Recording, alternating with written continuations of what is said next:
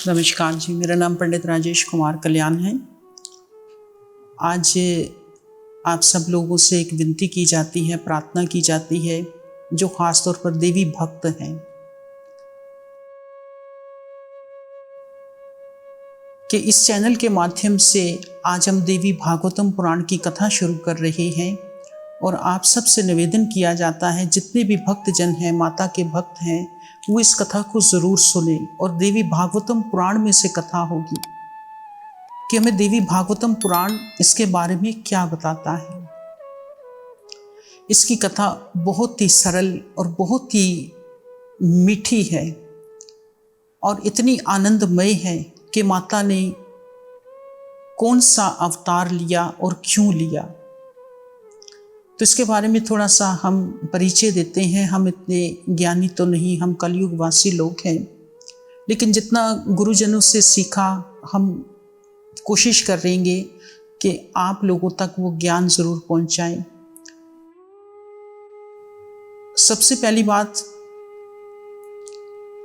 कि देवी भागवतम की कथा शुरू करने से पहले कुछ थोड़ा सा विचार अपना रखूंगा कि अक्सर ऐसा होता है कि देवी भागवतम पुराण के अनुसार जो हमें पूजा करनी चाहिए, हम उसके विरुद्ध चलते हैं। देवी भागवतम की कथा जो है वो बहुत ही, चाहे वो देवी भागवतम हो या किसी भी शास्त्र की या पुराण की कथा हो, तो भगवान कहते हैं कि मैं अपनी कथा में, अपनी पूजा पाठ में उसी को बुलाता हूं जिसके ऊपर मेरी कृपा दृष्टि होती है। और जिन लोगों को मैं नहीं चाहता हूं, वो चाह कर भी मेरी पूजा में नहीं आ सकते। ऐसा स्कंद पुराण में वर्णन किया गया है। तो हम जब देवी भागवतम के अनुसार, हम देवी भागवतम, माता की महिमा, भगवान की महिमा, माँ वो है जो ज्योति स्वरूपा है, ज्योति स्वरूप, उस निरंकार का एक अवतार हुआ। लेकिन हम जो करते हैं वो शायद गलत करते हैं। हमने कभी माँ को पहचाना ही नहीं। हमने कभी माता को पहचाना ही नहीं। हम जिस धरती पर बैठे हैं वो धरती माँ है। ये भी माता का एक स्वरूप है। हम जहां भी जाते हैं वहीं पर माता का कोई ना कोई स्वरूप हमें मिलता है। हम जब माता का जागरण होता है, कोई भी पूजा पाठ होती है, चाहे नारायण भगवान की हो, शिव भगवान की हो, कृष्णा जी की हो, तो अक्सर लोग वहां पर शराब पीकर आ जाते हैं, जबकि ये शास्त्र के विरुद्ध है। देवी भक्त, जो बहुत सारे ऐसे भक्त हैं, वो अक्सर माता के मंदिर में चले जाते हैं और वहां जाकर शराब पीना शुरू कर देते हैं।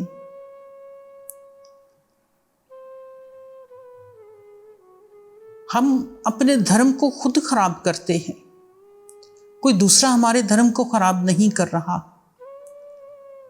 हमें माता की पूजा अर्चना उपासना करनी आवश्यक है, लेकिन क्या हम इनके नियमों का पालन करते हैं? हम माता की प्रतिमा को लाकर घर में रख देते हैं। हम माता की पूजा करते नहीं।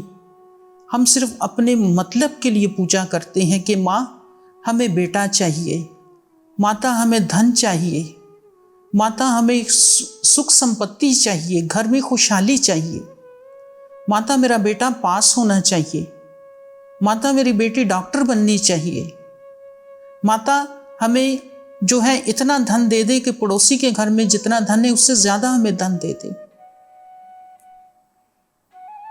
तो माता भगवती जी का मुख वाक्य है कि जिसकी जैसी श्रद्धा होती है उसको वैसा ही फल मिलता है। लेकिन हमने कभी भी अपने मतलब से हटकर कभी भी माता की आराधना नहीं की। इस बात को जरा समझने का प्रयास कीजिएगा कि हमने कभी भी माता की वैसे भक्ति नहीं की कि हे माँ तू जगत जननी है। ब्रह्मा विष्णु महेश भी मां के आगे हाथ जोड़कर खड़े होते हैं, लेकिन हम इस बात को भूल जाते हैं कि हे मां, हमने जो भक्ति करी इसका फल क्या होगा। क्योंकि हम कभी भी जो भक्ति करते हैं, चाहे आप नारायण जी की पूजा करो, लक्ष्मी नारायण की करो, आप विष्णु भगवान की करो, आप शिव भगवान की करो, या कृष्णा जी की पूजा करो, या माता के किसी भी स्वरूप की पूजा करो, तो हम लोग सबसे पहले ये लालसा रखते हैं कि इसके बदले हमें मिलेगा क्या। हमने निष्काम भाव से कभी भी भगवान की या माता की आराधना नहीं की। हमने कभी भी भगवान के नाम की आराधना नहीं की। इसका कारण क्या है कि हमारे मन में लालच भरा हुआ है।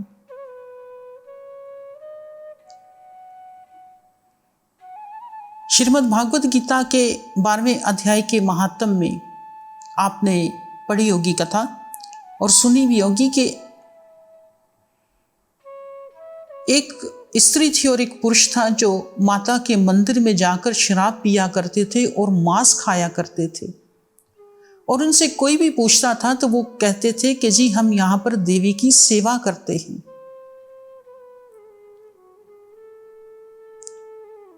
उनके मन में लालच क्या था कि हम यहां पर बैठकर शराब पिएंगे, मांस खाएंगे, कोई हमें नहीं पूछेगा। लेकिन देवी भागवतम पुराण के अनुसार जो इंसान शराब का भक्षण करता है, माता वैष्णो देवी उनसे रुष्ट हो जाती हैं। तो श्रीमद् भागवत गीता के 12वें अध्याय के महात्म के अनुसार जब इंसान, कोई भी इंसान जब वो जो इंसान था वो जब शराब और मांस पीता था, तो एक दिन देवी प्रकट हुई, माँ भवानी प्रकट हुई और उस ब्राह्मण से कहा कि ब्राह्मण तो इनका उद्धार कर, जो तू मांगेगा तुझे वही सुख मिलेगा, लेकिन इनका पहले उद्धार कर। अब सोचने वाली बात यह है कि माता को क्या जरूरत थी प्रकट होकर उनके बारे में बोलने के लिए। तब उस ब्राह्मण ने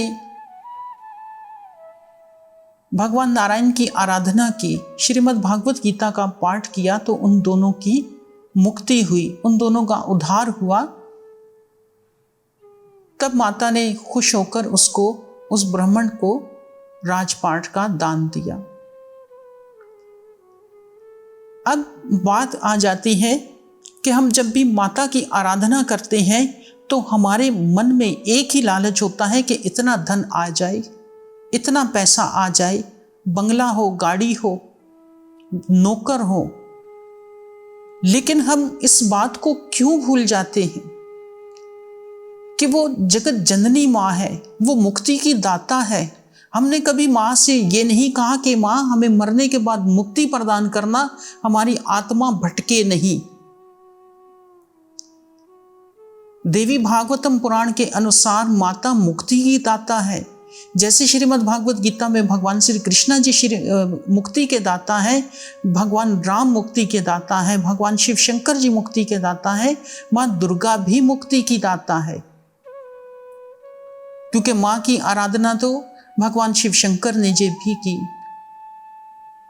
भगवान राम ने आराधना की, देवी भागवतम पुराण के अनुसार भगवान कृष्णा ने भी आराधना की। तो हम इस बात को क्यों अपनी तरफ से गलत ले जाते हैं। तो हम जब अपने घर के अंदर जब ऐसी पूजा पाठ करते हैं तो उस पूजा पाठ के करने का क्या फल होता है कि एक ना एक दिन हमारी मृत्यु निश्चित है। हम यहाँ पर 1000 साल का सर्टिफिकेट नहीं लेकर आए कि हमने इस संसार में 1000 साल तक जीना है। आखिरकार हमने इस संसार को छोड़कर जाना है। तो जब हम इस संसार को छोड़कर जाएंगे तो आगे हमें कौन संभालेगा। क्या हमने कभी इस बात पे विचार किया कि क्या हमें आगे हमें कौन संभालेगा।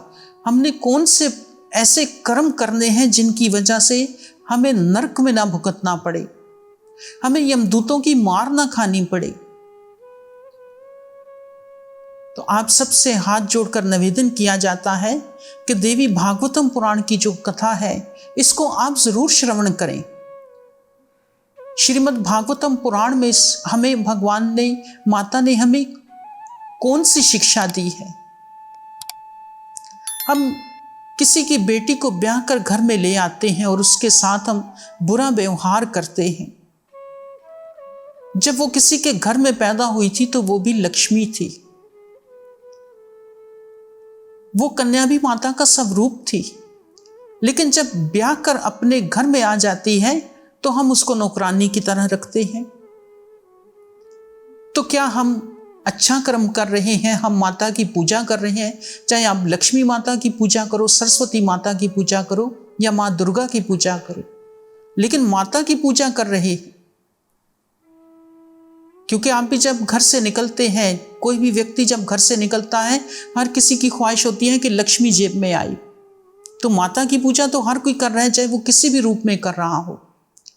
लेकिन हमें इस बात के लिए ध्यान देना चाहिए कि जो बेटी किसी के घर में आती है वो भी माता का ही स्वरूप होती है।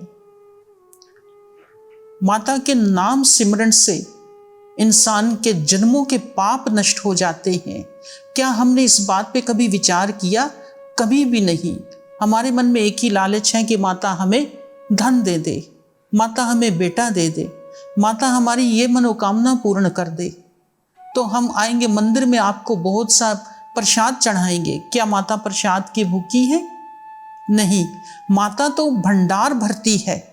लेकिन श्रीमद् भागवतम पुराण के अनुसार, देवी भागवतम पुराण के अनुसार माँ ने कहा, ये कथा आएगी कि माता कहती है, माता का मुखवाक है कि मैं आपके भंडार की भूखी नहीं हूं, मेरा ही दिया हुआ तुम दिखावे के लिए मुझे अगर आकर अर्पण करते हो तो मैं उसको स्वीकार नहीं करती। हमें इस बात के पे ध्यान देना चाहिए कि हम भगवान का ही दिया हुआ तो हम भगवान को ही दिखा देते हैं कि भगवान मैं तुझे ये फलां चीज दूंगा। ऐसा श्रीमद् भागवतम पुराण में भी वर्णन किया गया, स्कंद पुराण में वर्णन किया गया, लिंग पुराण में वर्णन किया गया। तो इस बात को जरा ध्यान में रखें कि हम भगवान को कभी भी कुछ नहीं दे सकते। अगर हम भगवान को दे सकते हैं तो अपनी एक श्रद्धा दे सकते हैं। माँ भगवती को, देवी माता को हम अपनी एक श्रद्धा दे सकते हैं। जब तक हमारे विचार शुद्ध नहीं होंगे हम कभी भी सफलता की ओर नहीं जा सकते। मृत्यु के बाद हमें वो दंड जरूर मिलेगा जो हमने बुरे कर्म किए। हमने धन को रखकर उसका कभी दान नहीं किया, हमने भोजन रखकर कभी किसी भूखे को खाने क्यों नहीं दिया। तो हमें इन बातों का विचार करना बहुत जरूरी है कि हम कौन सी दिशा में जा रहे हैं। देवी भागवतम पुराण की कथा हम शुरू करने जा रहे हैं। आशा करते हैं कि आप सब इससे जरूर लाभ लेंगे कि घर में माता की मूर्ति, माता की तस्वीर हम रखते हैं तो उसका क्या तरीकाकार है, हमें देवी भागवतम पुराण क्या बताता है। हम घर में झाड़ू रखते हैं तो झाड़ू को किस दिशा में रखना चाहिए, हम झाड़ू को लांघते हैं तो उसका क्या नुकसान होता है। ये सब बातें हमें देवी भागवतम पुराण में मिलेंगी। आशा करता हूं कि आप अपने बच्चों को भी लेकर आएं, उनको भी बिठाएं और कथा का जरूर आनंद लें और दूसरों तक भी ये मैसेज जरूर फॉरवर्ड करें ताकि किसी दूसरे का भी भला हो जो देवी भागवतम पुराण की कथा सुनने में श्रद्धा रखते हैं।